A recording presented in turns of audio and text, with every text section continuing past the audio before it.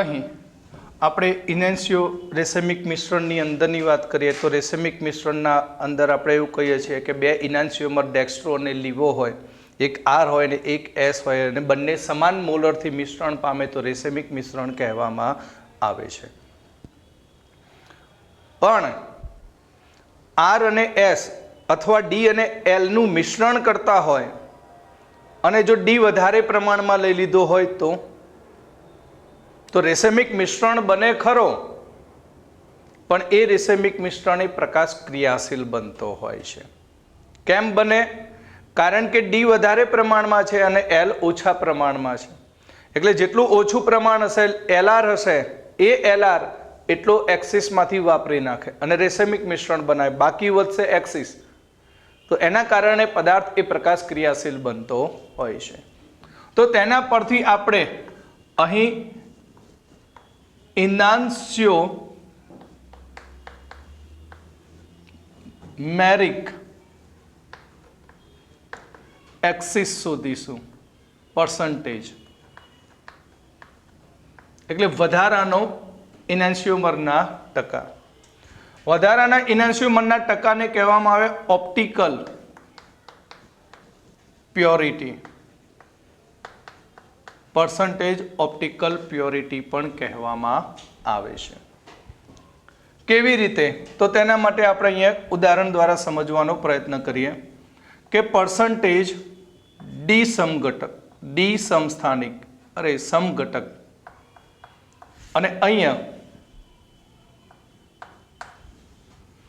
Percentage L સમઘટક લો અને પછી તેનું વિશિષ્ટ પરિભ્રમણ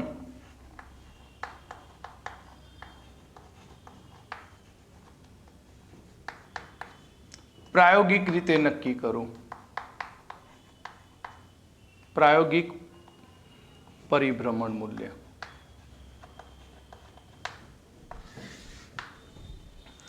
ધારો કે શરૂઆતમાં હું ડી સમઘટક 100% લઉં છું અને એલ લીવો 0%, તો મને આલ્ફા કેટલો મળશે? તો આલ્ફા જેટલો જ મળશે. કેમ? 100% લીધો છે સમઘટક, એટલે જેટલું પ્રકાશ સમતલ ધ્રુવીભૂત પ્રકાશ હશે સમતલ ધ્રુવીભૂત પ્રકાશ હશે એનું કોણાવર્તન 100% ડાબી દિશામાં, જમણી દિશામાં જ થશે. એટલે એ જે આલ્ફા મળે એ જ આલ્ફાને કહેવાય તેનું વિશિષ્ટ પરિભ્રમણ મૂલ્ય. ક્લિયર? ત્યાર પછી બીજું, ધારો કે D0 લઉં અને આ 100% લઉં, તો આ પણ શું થશે? આલ્ફા જેટલો, પણ નિશાની કેવી આવશે? માઇનસ. ડેક્સ્ટ્રો અને લીવોને આપણે પ્લસ અને માઇનસ વડે દર્શાવીએ છીએ, નેગેટિવ પોઝિટિવ કિંમત નથી, માત્ર એ ભ્રમણની દિશા સૂચવે છે. આને આપણે પ્લસ કહીશું, આને કહીશું માઇનસ. હવે ધારો કે નંબર 3 હું 50-50 મિશ્રણ લઉં છું, તો 50% મિશ્રણ લઉં તો પ્યોર રેસેમિક મિશ્રણ બની ગયું. હવે પ્યોર રેસેમિક મિશ્રણ બને તો શું થાય? તો પ્યોર રેસેમિક મિશ્રણ બને તો આલ્ફાનું મૂલ્ય 0 થઈ જાય. કેમ કે જેટલો પ્લસ છે એટલો માઇનસ છે, જેટલો આલ્ફા પ્લસ છે એટલો આલ્ફા માઇનસ, માટે પરિણામી અસર 0. એટલે ધ્રુવીભૂત પ્રકાશ રેસેમિક મિશ્રણમાંથી પસાર થાય તો એ સીધો જ પસાર થશે. નંબર 4, 75% ડી અને 25% એલ હોય તો અહીં તમે જોઈ શકો છો કે એલ 25% અને ડી 75%. એટલે અહીં ડી અને એલ કેટલા ટકાથી મિશ્રણ પામશે એકબીજા સાથે? 25%થી, કારણ કે આ એલઆર છે. એટલે આમાંથી 25% અને આનો 25% વપરાઈ ગયો, તો બાકી કેટલો રહ્યો? 50%. અને 50% બાકી કોણ રહ્યું? ડી સમઘટક. એટલે હવે જો આવા રેસેમિક મિશ્રણમાંથી હું પ્રકાશ, સમતલ ધ્રુવીભૂત પ્રકાશ પસાર કરું તો એ પ્રકાશનું કોણાવર્તન એ જમણી દિશામાં થશે. કેમ? કારણ કે એક્સિસમાં હજુ પડ્યો છે મિશ્રણમાં કોણ? ડી સમઘટક. મિશ્રણ બને ખરું રેસેમિક, પણ એમાં એક્સિસમાં શું છે? ડી સમઘટક 50%. તો 50% ડી સમઘટક છે માટે આલ્ફા શું બનશે? આ રીતે બની જાય α/2. કેટલો બની જાય? α/2 બની જાય. ક્લિયર? બીજું એટલે 50% α/2. હવે નંબર 5, જો આ 80% હોય અને આ 20%,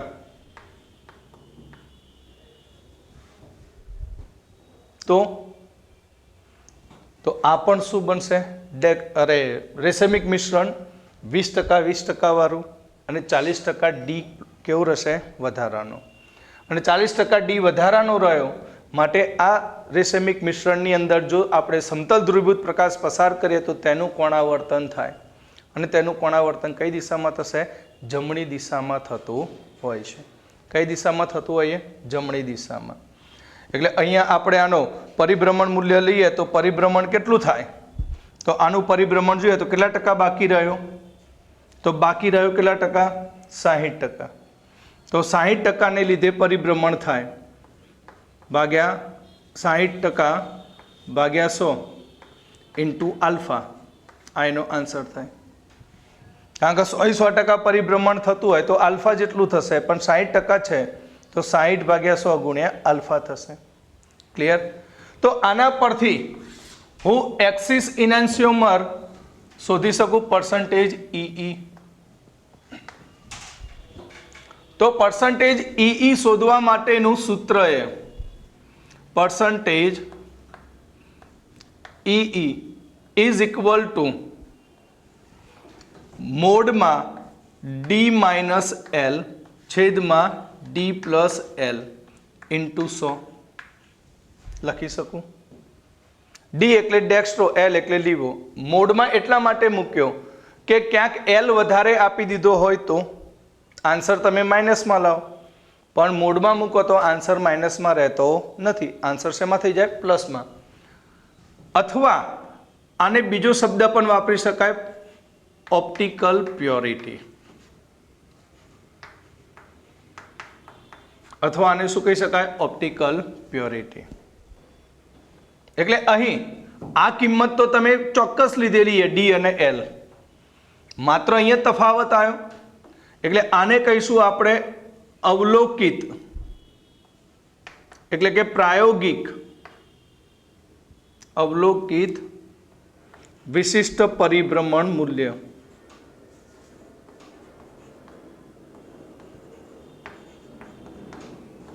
છેદમાં સૈદ્ધાંતિક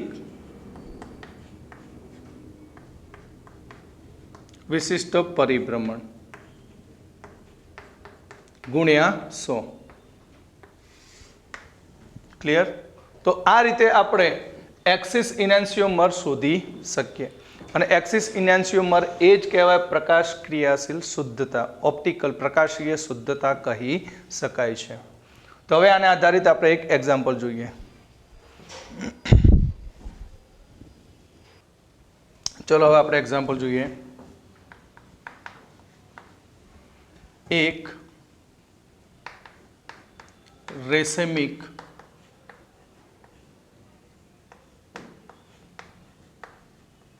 મિશ્રણમાં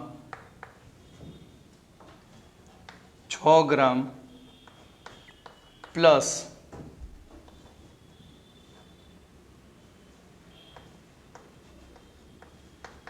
બ્યુટેન 2-ol અને 4 ગ્રામ માઇનસ બ્યુટેન 2-ol. એક રેસેમિક મિશ્રણમાં 6 ગ્રામ બ્યુટેન 2-ol અને 4 ગ્રામ બ્યુટેન 2-ol માઇનસ લઈને તેનું પોલારીમીટર સાધનમાં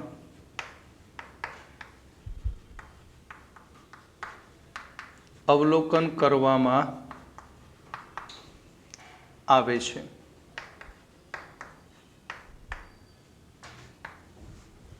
જેમાં પ્લસ સમઘટકનું વિશિષ્ટ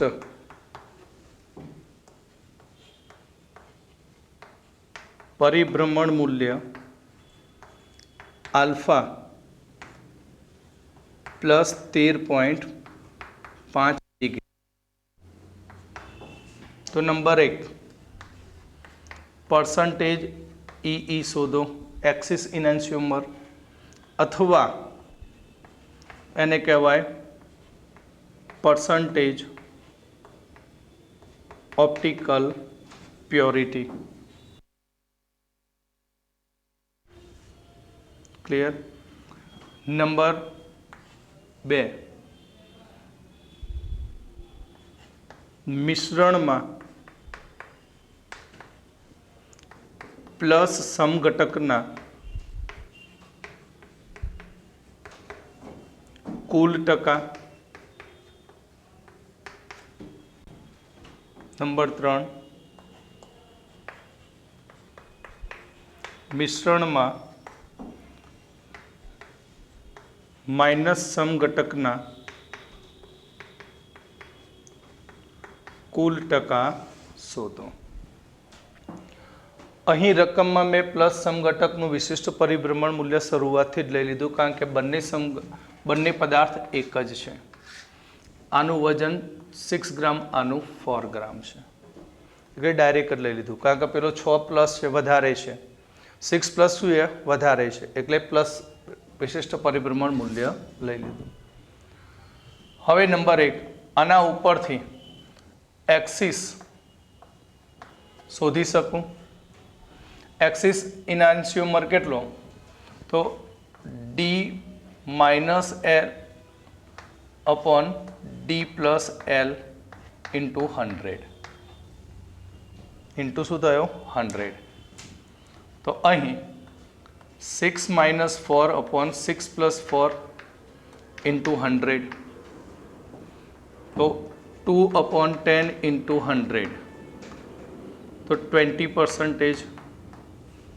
તો 20% પ્લસ સમઘટક રેસેમિક મિશ્રણમાં વધારાનો છે. ક્લિયર? રેસેમિક મિશ્રણમાં કેટલા ટકા વધારાનો છે? 20%. તો બાકી રેસેમિક મિશ્રણમાં પ્લસ અને માઇનસ કેટલા ટકા હોય? 40% 100% થઈ ગયા મિશ્રણમાં. ક્લિયર? તો અહીં તો આના ઉપરથી કહી શકાય કે રેસેમિક મિશ્રણમાં પ્લસ સમઘટક 20% વધારે છે. એટલે રેસેમિક મિશ્રણ કેટલા ટકા બન્યું? તો રેસેમિક મિશ્રણ 80% થયું. કેટલા ટકા? 80%. હવે રેસેમિક મિશ્રણ એટલે બંને સમાન મોલરમાં મિશ્ર થયેલા હોય. કોણ? પ્લસ અને માઇનસ. તો પ્લસ સમઘટક કેટલા ટકા? તો પ્લસ સમઘટક 40% કહી શકું. અને માઇનસ સમઘટક કેટલા ટકા? માઇનસ સમઘટક પણ 40% કહી શકું. ઓકે. તો અહીંયા ક્વેશ્ચનમાં પૂછ્યું કે અહીં પર્સન્ટેજ પ્યોર ઈ ઓપ્ટિકલ પ્યોરિટી 20% આપણને મળી ગઈ વધારાની. નંબર 2 હવે કહે છે કે ટોટલ મિશ્રણમાં પ્લસ સમઘટક કુલ કેટલા ટકા? પ્લસ સમઘટકના કુલ ટકા કેટલા?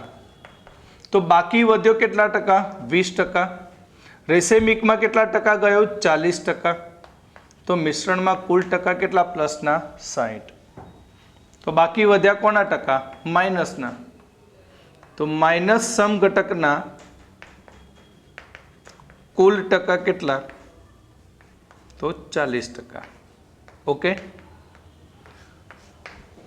હવે ક્વેશ્ચન એમ પૂછે કે પ્રાયોગિક વિશિષ્ટ પરિભ્રમણ મૂલ્ય કેટલું? પ્રાયોગિક વિશિષ્ટ પરિભ્રમણ મૂલ્ય કેટલું? તો આપણને સૈદ્ધાંતિક વિશિષ્ટ પરિભ્રમણ મૂલ્ય આપી દીધું. કેટલું? 13.5. અને વધારાનો ઈ શોધી નાખ્યો તો અવલોકિત વિશિષ્ટ પરિભ્રમણ મૂલ્ય શોધી શકાય.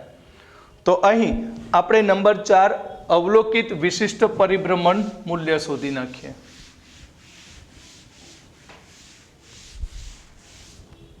ચોથો ક્વેશ્ચન આ રીતે બને કે પ્રાયોગિક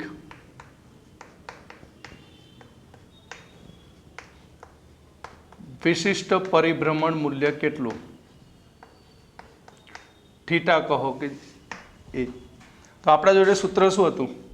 percentage optical purity is equal to પ્રાયોગિક વિશિષ્ટ પરિભ્રમણ અથવા અવલોકિત પ્રાયોગિક વિશિષ્ટ પરિભ્રમણ.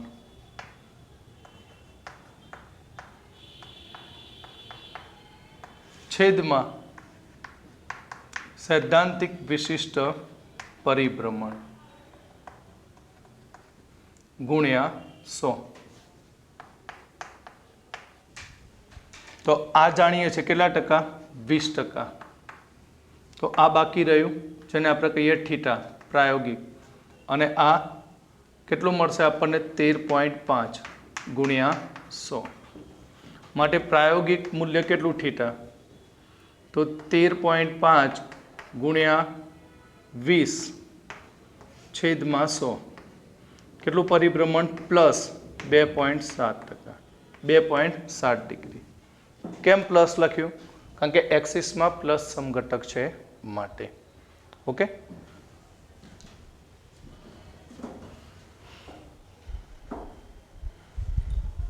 ચલો હવે આપણે જોઈશું નવો ટોપિક, રેસેમિક મિશ્રણનું અલગીકરણ.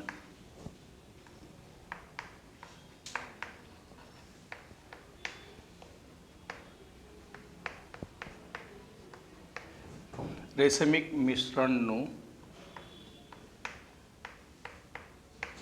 અલગીકરણ કેવી રીતે કરી શકાય? રેસેમિક મિશ્રણ એ બે ઇનાન્સ્યુમર સમઘટકોનું મિશ્રણ હોય છે. આથી તેમને ભૌતિક પદ્ધતિ દ્વારા અલગ કરવા ખૂબ જ મુશ્કેલ હોય છે, કારણ કે ઇનાન્સ્યુમરના સમઘટકોના જે ભૌતિક ગુણધર્મો છે એ આઈડેન્ટિકલ હોય છે, એટલે કે સમાન હોય છે. આથી તેમને ભૌતિક પદ્ધતિ દ્વારા અલગ કરી શકાતા નથી. તો રેસેમિક મિશ્રણમાં રહેલા બે ઇનાન્સ્યુમરને અલગ કરવા માટે રાસાયણિક પદ્ધતિનો ઉપયોગ કરવામાં આવે છે. કોનો ઉપયોગ કરવામાં આવશે? રાસાયણિક પદ્ધતિનો ઉપયોગ કરવામાં આવે છે. તો એના માટે આપણે પહેલાં જોઈ લઈએ કે ધારો કે મેં એક એસિડ લીધો હોય RCOOH, કાર્બોક્સિલિક એસિડ. હવે આ કાર્બોક્સિલિક એસિડની હું આલ્કોહોલ સાથે પ્રક્રિયા કરું. કોની સાથે? આલ્કોહોલ સાથે.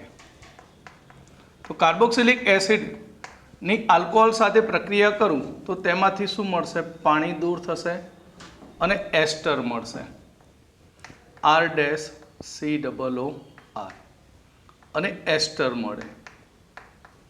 હવે જો હું એસ્ટરનું પાણી વડે ફરીથી જળ વિભાજન કરી દઉં, H2O ઉમેરી દઉં અને જળ વિભાજન કરી દઉં તો ફરી પાછું મને કાર્બોક્સિલિક એસિડ RCOOH અને ROH મળશે. એટલે કાર્બોક્સિલિક એસિડ અને આલ્કોહોલ પાછા મળશે.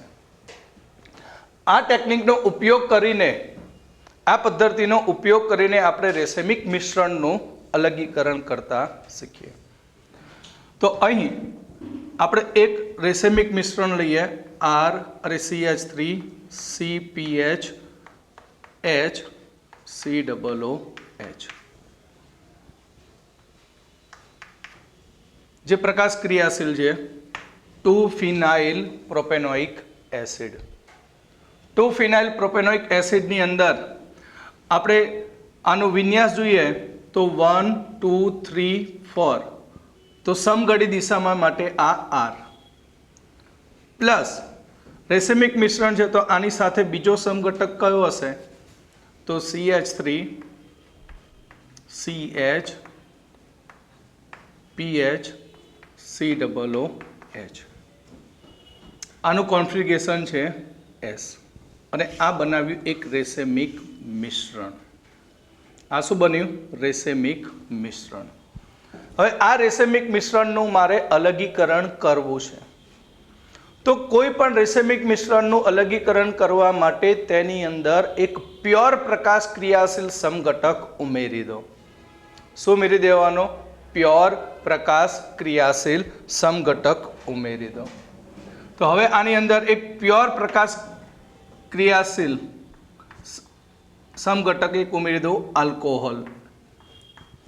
ધારો કે તેમાં ઉમેર્યો આલ્કોહોલ, પ્યોર આલ્કોહોલ.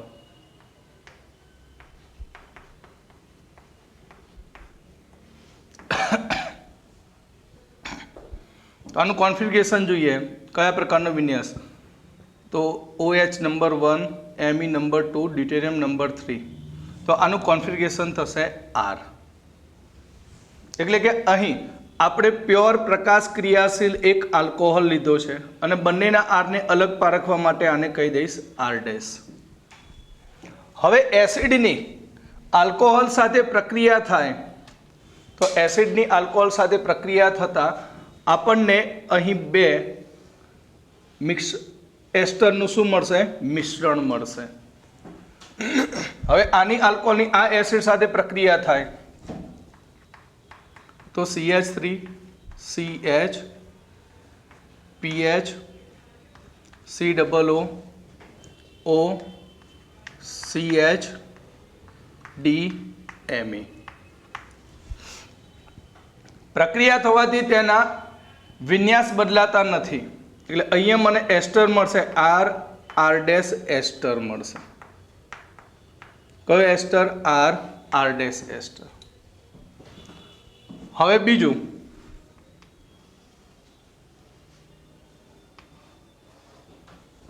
તો આ આલ્કોહોલ હવે આ ઇનેન્સ્યુમર સાથે પ્રક્રિયા કરે એટલે પ્લસ અહીંયા છે R અને આ R'. CH3 CH PH COO, sorry ઉપર PH આવશે, PH H H D અને Me. તો અહીં S અને R'. એસ્ટર કયા પ્રકારનો મળ્યો? એસ્ટર S R' એસ્ટર. હવે તમે કહો કે આ બંને જે સમઘટકોનું મિશ્રણ મળ્યું, આ બંને સમઘટકો એકબીજાના ઇનાન્સ્યુમર છે? ના. કેમ? કારણ કે R અહીંયા S, R' ઇનાન્સ્યુમર નથી, આઇડેન્ટિકલ પણ નથી. તો આ બંને શું બને? આ બનશે ડાયસ્ટીરિયોમર.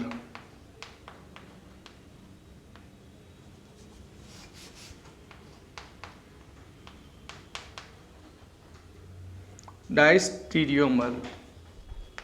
અને એ પણ કેવા? ઓપ્ટિકલી એક્ટિવ, એટલે કે પ્રકાશ ક્રિયાશીલ.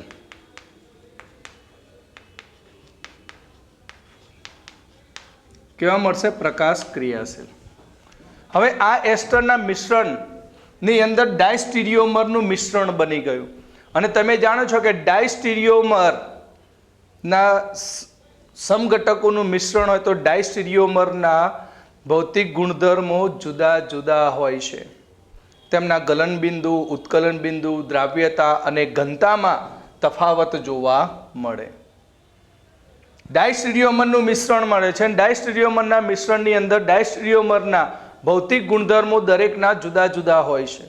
એટલે ગલનબિંદુ, ઉત્કલન બિંદુ, દ્રાવ્યતા અને ઘનતા જુદી જુદી હોવાથી હવે આ મિશ્રણની અંદર ઉત્કલન બિંદુમાં તફાવત છે.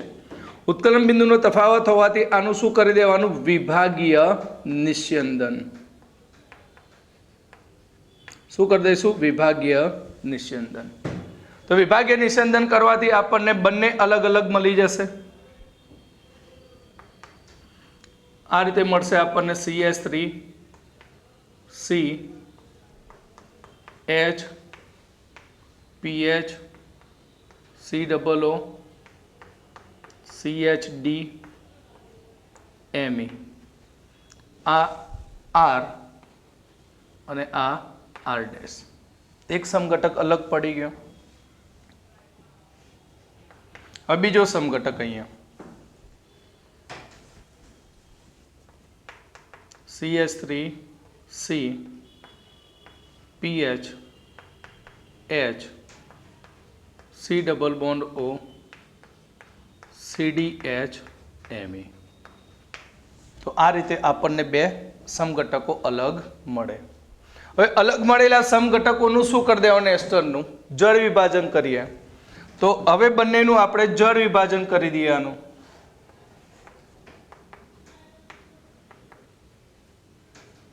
તો પાણી ઉમેરી દઉં તો એસિડ અને આલ્કોહોલ છૂટા પડી જાય. એટલે CH3C HPH COOH પ્લસ બીજો છૂટો પડશે આલ્કોહોલ. આલ્કોહોલ એટલે OH CDH અને Me. આ રીતે આપણને R સમઘટક ધરાવતો એક ઇનાન્સિયોમર અલગ મળશે અને આલ્કોહોલ જે મળે એ આલ્કોહોલનું ઉત્કલન બિંદુ અલગ હોવાથી એને બાષ્પીભવન દ્વારા દૂર કરી શકાય. એ જ પ્રમાણે આનું જળ વિભાજન કરું. H2O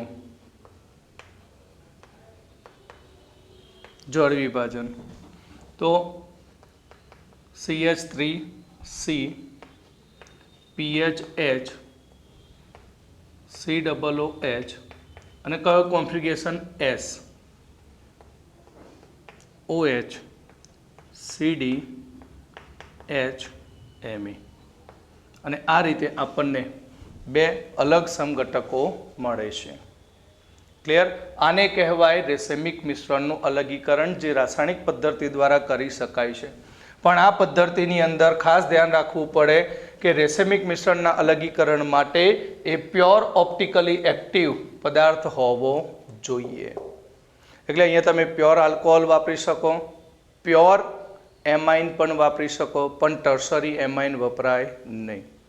clear? ટર્સરી એમાઇન સિવાયના બધા જ તમે પ્યોર ઓપ્ટિકલી એક્ટિવ પ્રકાશ ક્રિયાશીલ આલ્કોહોલ અને એમાઇન સંયોજનોનો ઉપયોગ કરીને તમે આનું અલગીકરણ કરી શકો છો.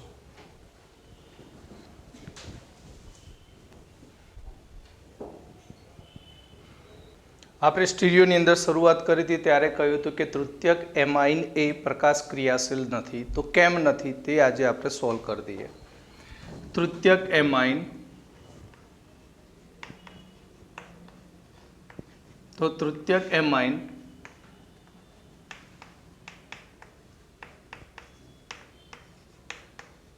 પ્રકાશ ક્રિયાશીલ સંયોજન નથી. બીજું કે તેમાં sp3 સંકરણ છે અને તે ત્રિકોણીય પિરામિડલ આકાર ધરાવે છે. એટલે અહીં નાઇટ્રોજન ઉપર એક lone pair electron R dash R double dash અને R ટ્રિપલ ડેશ આ તૃતીયક એમાઇન છે. હવે તૃતીયક એમાઇન કેમ કિરાલિટીનો ગુણધર્મ ધરાવતો નથી, પ્રકાશ ક્રિયાશીલ નથી. એનું કારણ છે કે નાઇટ્રોજન ઉપરનું આ લોન પેર અબંધકારક ઇલેક્ટ્રોન યુગ્મ એ નીચેની તરફ ખસે છે. કઈ તરફ ખસે છે? નીચેની તરફ. નીચેની તરફ ખસવાને કારણે અહીં શું થાય? તો અહીં R dash and R double dash અને આર ટ્રિપલ ડેશ, ત્રણે ત્રણ આર એક જ સમતલમાં આવે છે. 3 આર ડેશ અને આર ટ્રિપલ ડેશ એ એક જ સમતલમાં આવે છે. થોડાક સમય માટે શું થશે? એક જ સમતલમાં આવે છે. અને ત્યારે નાઇટ્રોજન ઉપર અહીં sp2 સંકરણ થાય છે. કયું સંકરણ થાય છે? sp2 સંકરણ થાય છે. ક્લિયર? એટલે આ ઇલેક્ટ્રોન હવે ક્યાં જશે? નીચેની તરફ જતું રહે. હવે નીચેની તરફ જતું રહે તો આ ત્રણ પાછા ક્યાં જતા રહે? ઉપર. તો હવે અહીં પરિસ્થિતિ શું થઈ? તો n લોન પેર નીચે આવી ગયું, એટલે અહીંયા બનશે આર ડેશ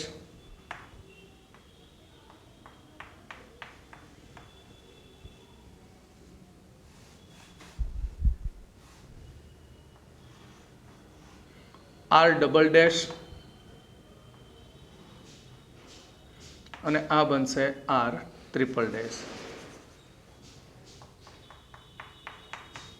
શું બની જાય? Triple dash.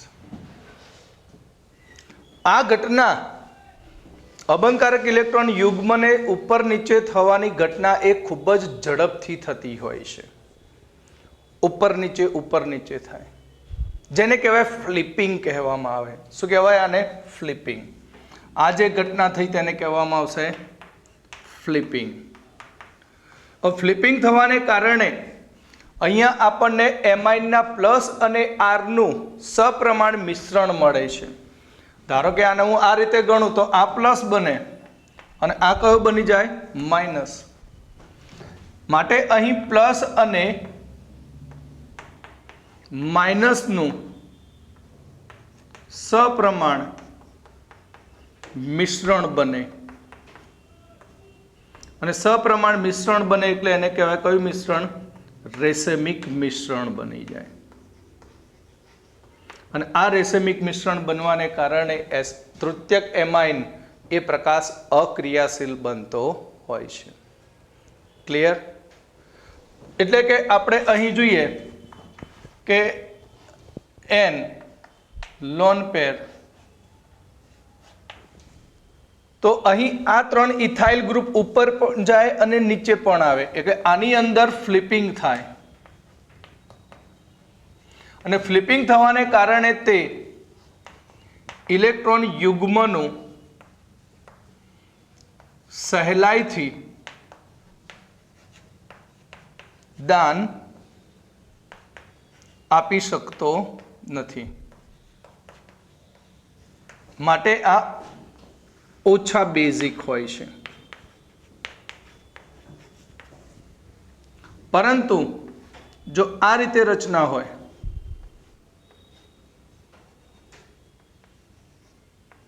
નાઇટ્રોજન ઉપર લોન પેર અને આવી રચના હોય, આ પણ તૃતીયક એમાઇન છે. કયો એમાઇન? તૃતીયક. પણ અહીં ફ્લિપિંગ થતું નથી. કેમ? કારણ કે નાઇટ્રોજન એ ચક્રીય રચનામાં છે અને ચક્રીય રચનામાં ફ્લિપિંગ શક્ય નથી. માટે અહીં સહેલાઈથી ઇલેક્ટ્રોન યુગ્મનું દાન આપી શકે, માટે તે વધુ બેઝિક હોય છે. માટે કેવું બને? વધુ બેઝિક બનતો હોય છે.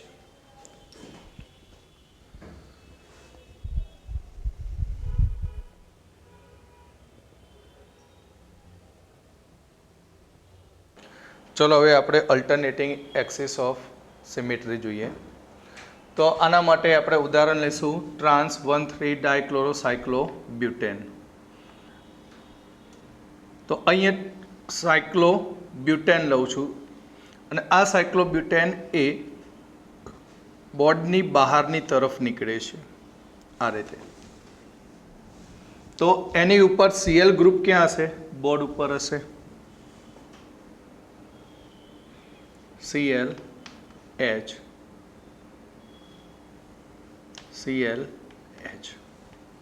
ક્લિયર. હવે હું આની અંદરથી એક એવી અક્ષ પસાર કરું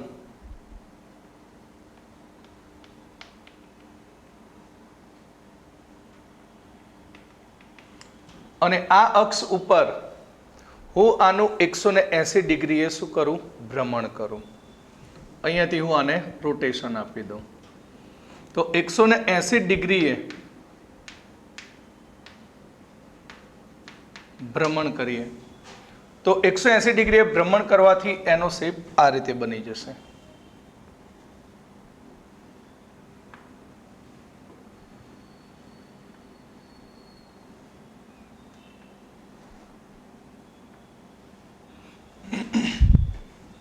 હવે 180 ડિગ્રીએ ભ્રમણ આપવાથી શું થશે?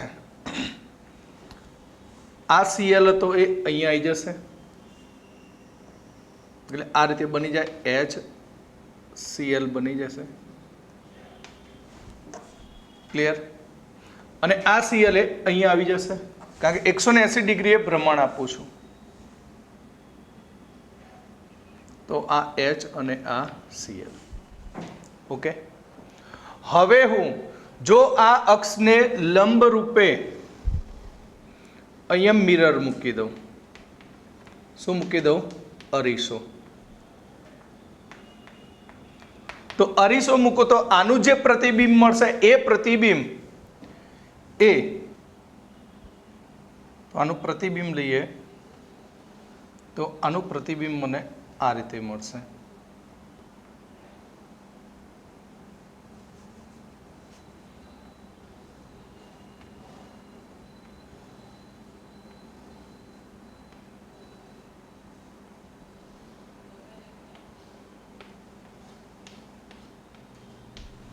અને આ પ્રતિબિંબ જે મળશે એ પ્રતિબિંબ એ આના જેવું જ મળશે.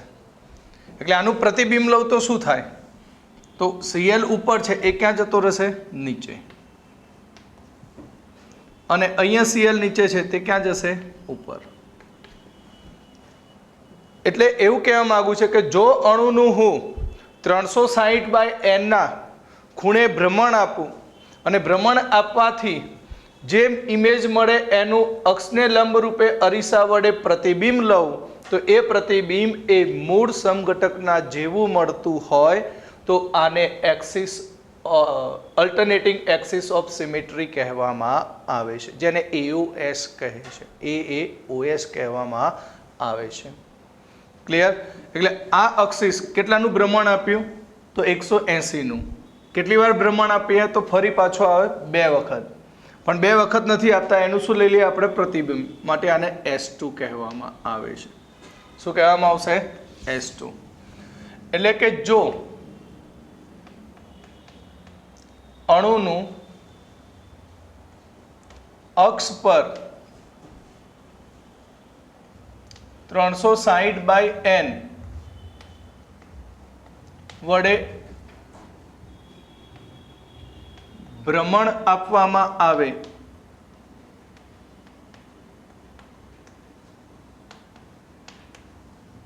અને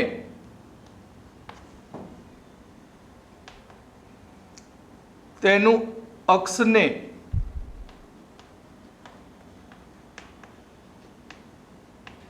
લંબ રૂપે અરીસા વડે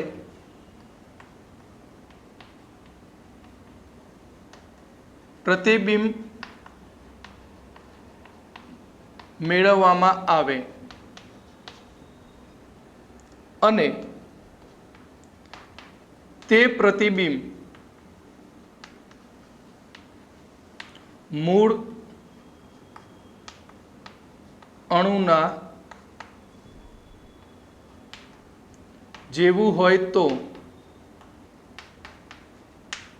તેને અલ્ટરનેટિંગ एक्सिस ऑफ सिमेट्री कहे छे। तो आ अणुमां तमे जुओ AOS हाजर छे तथा तेनी अंदर तमे जुओ चेक करो तो आ रीते तमने COS पण मळे। शुं मळशे? COS। AOS અને COS બંને હાજર હોય તો અણુ કેવો બને? પ્રકાશ અક્રિયાશીલ બને છે। એટલે AOS AAOS અને COS બંને હાજર હોય તો અણુ પ્રકાશ ક્રિયાશીલ હોતો નથી। તે અણુ પ્રકાશ ક્રિયાશીલ હોતો નથી। ક્લિયર? એક્ઝામ્પલ તરીકે બીજું જોઈએ CS3 CH double bond C H CS3 ટ્રાન્સબ્યુટ 2 in. હવે આનું C2 અક્ષ ઉપર 180 એ ભ્રમણ આપો। C2 અક્ષ ઉપર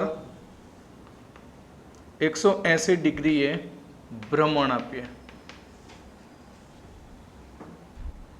તો C અહીંયા શું આવશે? H નીચે CS3 double bond C CS3 H બની જાય, આખું બદલાઈ જશે એનું પોઝિશન।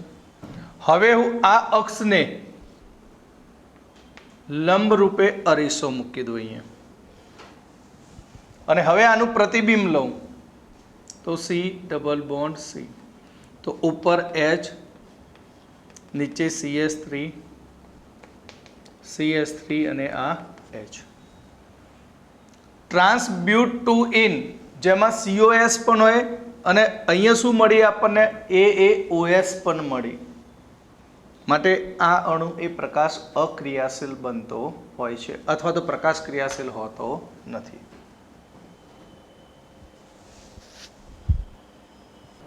ચલો હવે આપણે એવું કહ્યું કે AOS હાજર હોય તો પ્રકાશ ક્રિયાશીલતા જોવા મળે નહીં, પણ એનો એક અપવાદ છે।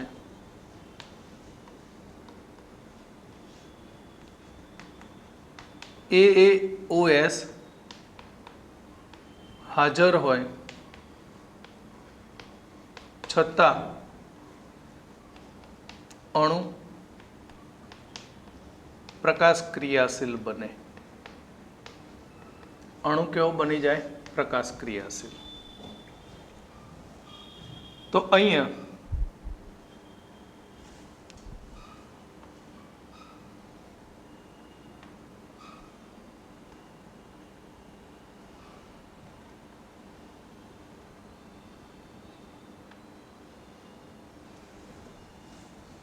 સાયક્લોબ્યુટેન ઉપર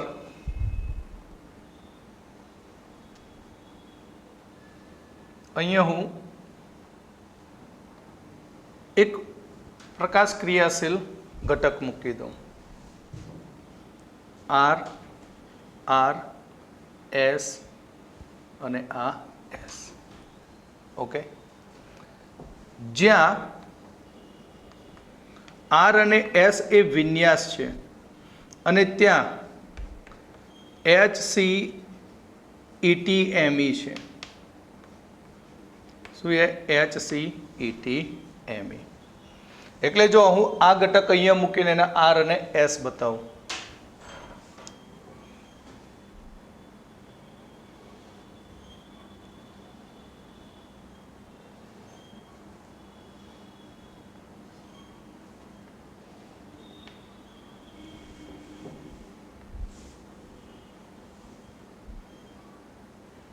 અહીંયા H,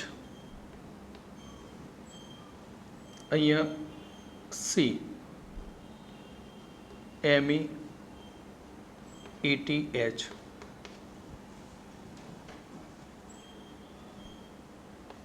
H C H ETME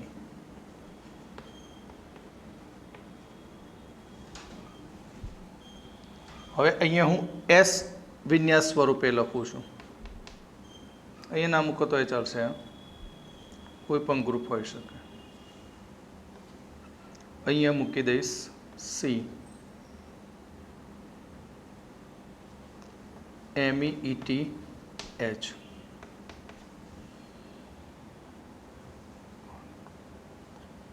okay, C MEETH. આ એસ વિન્યાસ બતાવે, આ આર, આ એસ અને આ આર છે. આ રીતે આપણું આ બંધારણ છે. એસ અને આર કોઈ એબીસીડીમાંથી લીધેલા વર્ડ નથી. આર અને એસ એ વિન્યાસ છે. ક્લિયર? હવે હું આ અણુને અંદરથી એક પસાર થતી શું લઉં? અક્ષ લઉં.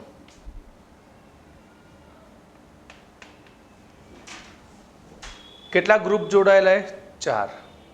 તો આ અક્ષ ઉપર હું આનું 90 ડિગ્રીએ રોટેશન આપું.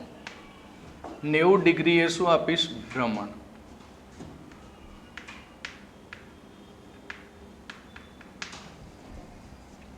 તો 90 ડિગ્રીએ ભ્રમણ આપવાથી શું થશે?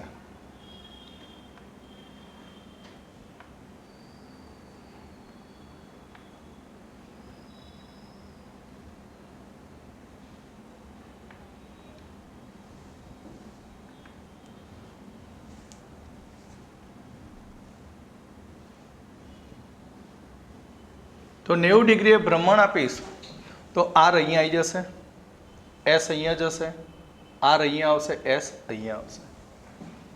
એટલે અહીં આપણને મળશે આર, એસ, આર અને આ એસ. હવે હું આ અક્ષને લંબ રૂપે અરીસો મૂકી દઉં. તો મિરર ઇમેજ ક્યારે કહેવાય? એકબીજાની શીખવાડી દીધું ઇનાન્સ્યુમરમાં. આરની સામે શું આવે? એસ આવે તો ઇનાન્સ્યુમર બને. પણ જો આરની સામે આરનું પ્રતિબિંબ આવે તો એકબીજાનો સમઘટક પ્રતિબિંબ કહેવાય નહીં. એટલે જો હું આનું પ્રતિબિંબ લઉં તો પ્રતિબિંબ લઈશ તો શું થશે?